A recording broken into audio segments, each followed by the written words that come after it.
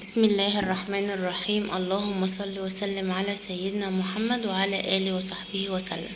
ان شاء الله النهارده يا بنات هعمل كده معاكم سمك سنجاري. بسم الله ما شاء الله زي ما انتم شايفين كده. طبعا انا عامله بولت كده سنجاري، طعمه جميل جدا وطريقه سهله وبسيطه كده على اي بنوته كده داخله المطبخ. يا ريت بقى اللي اول مره يشوفني ما ينسانيش في لايك واشترك في القناه ويفعل زر الجرس عشان كل ما انزل اي حاجه توصل لكم ان شاء الله. بصوا يا بنات الطريقه سهله وبسيطه خالص، يعني مش عايزاك تستصعبي كده اي حاجه. طبعا زي ما انتم شايفين كده ما خدش مننا وقت خالص. وعايزه اقول لكم يا بنات ان احلى حاجه بجد ان انت تعملي الحاجه كده بايدك كده في البيت، بيبقى لها طعم تاني خالص. طبعا من ناحيه النظافه ومن ناحيه كل حاجه. يا ريت بقى اللي اول مره يشوفني يتابعني وما ينسانيش في اللايك والكومنت الجميل اللي زيكم. يلا يا بنات نبدا بسم الله ونشوف الطريقه مع بعض. طبعا يا بنات انا اول حاجه معايا كده فلفل كده احمر. طبعا لو انت عايزاه حار او بارد بتفرمي كده في قلب الكبه. طبعا لو انتي عندك الكبة الكبيرة طبعا هيبقى افضل، لو ما عندكيش اعملي الكبة بتاعة الخلاط العادية الصغيرة ديت. زي ما انتوا شايفين كده يا بنات انا هرست كده الهريسة الحمرا بتاعت اهيت. طبعا لو انت عايزة تحطي بارد على حار مفيش مشكلة. طبعا بقى نحط التوابل بتاعتنا، نحط ملح وفلفل وكمون وبهارات سمك، وعندي هنا برضو خل كده وليمون. طبعا يا بنات ما تنسوش برضو الثوم طبعا عامل اساسي جدا هو الكمون اللي بالنسبه لتتبيله السمك. طبعا يا بنات انا عندي السمك بتاعي انا خدته وغسلته كويس جدا ونقعته كده في خل وليمون زي ما انتوا شايفين كده لمده نص ساعه. زي ما انتوا شايفين كده يا بنات انا جايبه السمكيه كده كبيره زي ما انتوا شايفين كده. انا الراجل بصراحه هو اللي فاتحها لي. طبعا في جزء بيحب البولتي وفي جزء بيحب المكريل. طبعا الاتنين هعملهم سنجير وبنفس الطريقه. طبعا بقى يا بنات هتبلهم بقى بالتتبيله الجميله ديت زي ما انتوا شايفين كده. هتبل كده السمكيه من بره ومن جوه.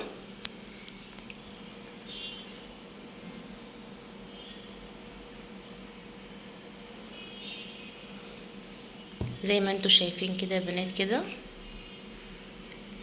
هسيبها كده السمك في التتبيله كده لمده ساعه عشان خاطر يتملح كويس معايا. طبعا زي ما انا قلت لكم انا هعمل بولت سنجاري وهعمل مكريل سنجاري. طبعا الاتنين بنفس الطريقه واحده.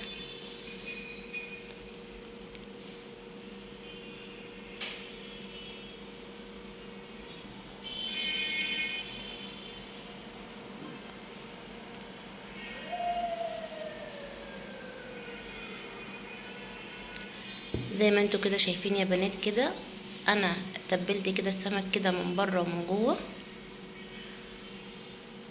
زي ما قلت لكم كده يا بنات هسيبه كده في التلاجة لمدة ساعة. بصوا يا بنات تبقى بالطريقة دي كده.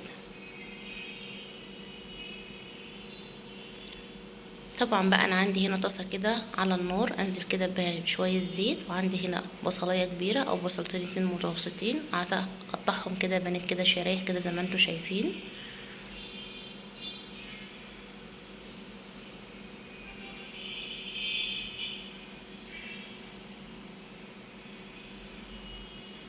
عندي بقى يا بنات هنا فلفل الوان احمر واخضر واصفر اقطعه هنا قطع كده صغيره زي ما انتوا شايفين كده برضو. طبعا يا بنات يبقى ديت الخلطه او التتبيله اللي تحشي بيها السمك. الخضار ده بتاعي دوت البصل بالفلفل الالوان ده اللي انا هحشي بيه السمك من فوق. انا هاخدها يعني يا دوب بس كده الخضار يدبل معايا كده في الزيت على النار. طبعا اللي حابب ما يحطوش على النار ويحطوا كده ني في ني عادي مفيش مشكله. بصوا يا بنات بسم الله ما شاء الله زي ما انتوا شايفين كده. طبعا بقى انا عدت بالظبط كده ساعة والسمك بتاعي كده في التلاجة اتملح كويس جدا. طبعا يا بنات انا عندي بقى هنا الفويل اقطع كده على قد السمك اللي عندي. طبعا عندي بقى نقطة زيت كده بالفرشة كده وامشيها كده على الفويل من تحت عشان السمك ما يلزقش مني على الفويل.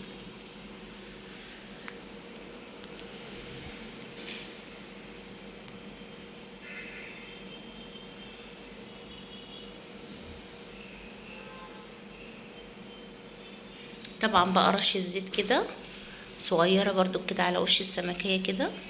وانزل بقى يا بنات بالتتبيلة بتاعتي الجميلة، الخضار بتاعي الحلو دوت.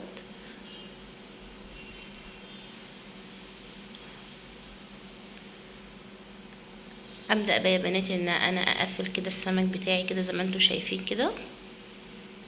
طبعا بقى انا عندي هنا شرايح طماطم وعندي هنا شرايح ليمون. هبدأ بقى ان انا كده انزل بيه كده على التتبيلة بتاعتي الجميلة ديت. بصوا يا بنات والله العظيم احسن من بره مليون مرة. طبعا بنفس الطريقة بقى هعمل بقية الكمية كده يا بنات.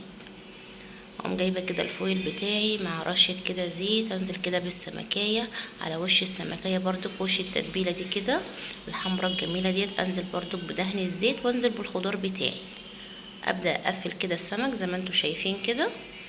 طبعا بقى عندك شرايح ليمون، عندك شرايح طماطم، تبداي كده تجملي كده السمكيه بتاعتك.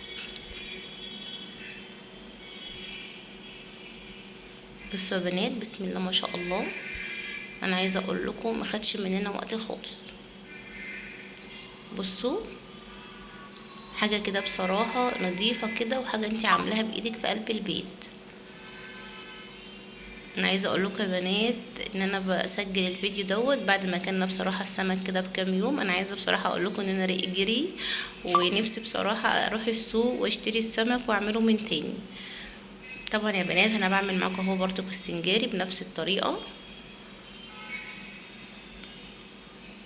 طبعا بقى لو انت حبيتي برضو تجيبي بوري وتعمليه بنفس الطريقه دي برضو مفيش مشكله، هو السنجاري كلته واحد، هو بيختلف بس من نوع السمك من سمكه لسمكيه.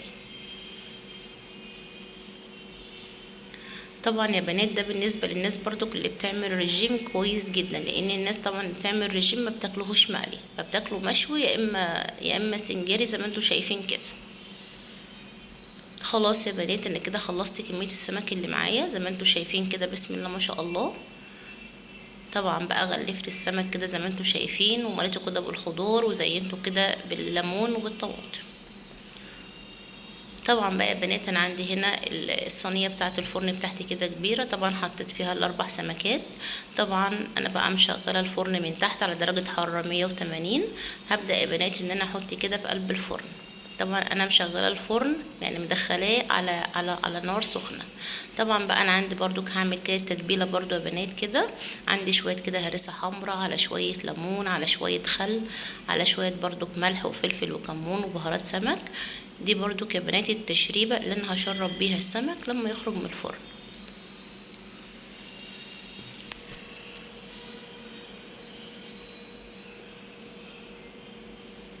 طبعا معلقه توم برضو كده صغيره بدي بنات تستعلي قوي مع شويه ميه كده صغيرين، نص فنجان كده ميه سخنه.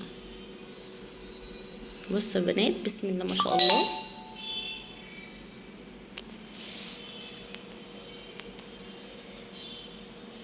طبعا يا بنات انا مولعه كده على السمك بتاعه اهوت بسم الله ما شاء الله، بقاله كده بالظبط نص ساعه.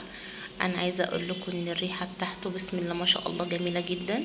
طبعا انا عامله برضو هي سلطه طحينه وعامله كده برضو سلطه كده جنبيه. طبعا بقى عايزه تعملي بقى السلطه طماطم وجزر وفلفل وكمون، تحطي بقى التوابل بتاعتك. بصوا يا بنات بقى دي التشريبه بتاعتي اهيت. لما السمك اهو خلاص قبل ما اطلعه كده ب5 دقايق من الفرن، ابدا بقى ان انا انزل بالتشريبه بتاعتي كده على السمك زي ما انتوا شايفين كده.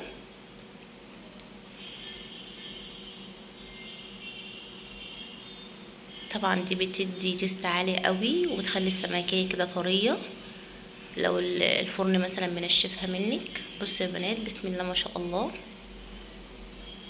السمك طالع معايا طعمه تحفه ومستوي. زي ما قلت لكم يا بنات انا عامله كده سلطه وعامله كده سلطه طحينه برضو كده جنبيه. يا ريت بقى اللي اول مره يشوفني ما ينسانيش في لايك واشترك في القناه ويفعل زر الجرس عشان كل ما انزل اي حاجه توصل لكم ان شاء الله. اهم حاجه يا بنات ما تنسونيش في اللايك والكومنت الجميل اللي زيكم.